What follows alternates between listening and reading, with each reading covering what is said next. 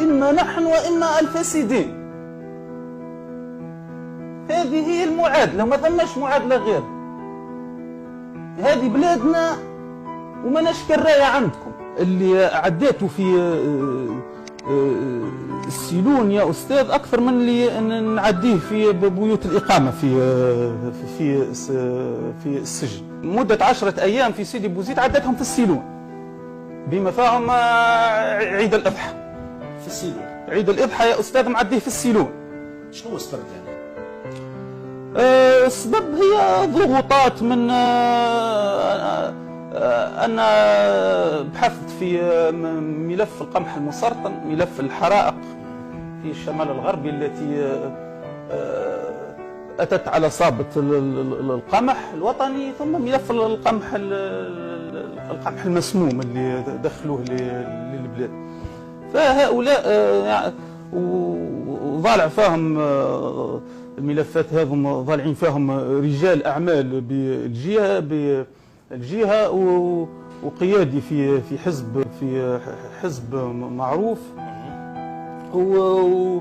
وزوز موظفين سامين. دونك التنكيل أجلك الله وأجل السادة المتابعين هو عبارة على دورة مياه.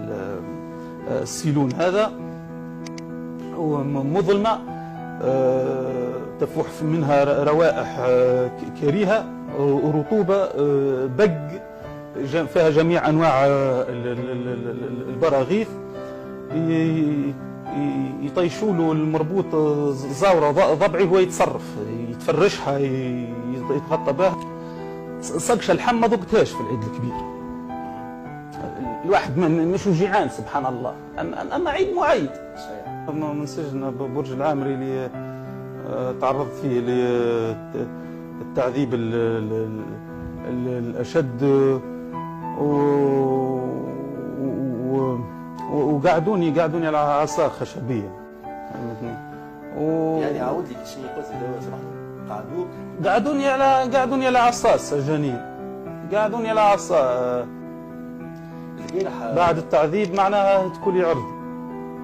البارح تم نشر يعني وثيقة طبية فيها يعني هتك عرض فقد مكتب الأعمار.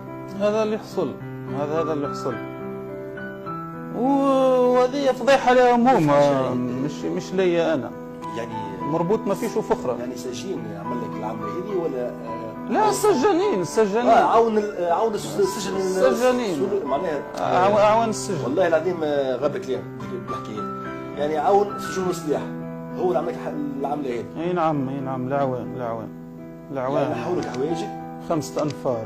نحاولك حوايجي هذا بعد الكف والبونية، وعندهم تيو تاع بلاستيك معبينه بالماء باش ما يخليش اثار، فهمتني، وعصابه على العين وملفتيني للحيط. في السجن هذا في برج العامري، في سجن برج العامري. بعد التعذيب هذا قعدوني على عصا. ونحب نقول لكم يا توانسه ما تخافوش، راي معكم رجال، ورانا وراكم وقدامكم وعن يمينكم وعن شمالكم، وبحول الله باش يكثرنا ربي وباش نغلبوها الفساد هذوما. وكم من فئة قليلة غلبت فئة كثيرة بإذن الله.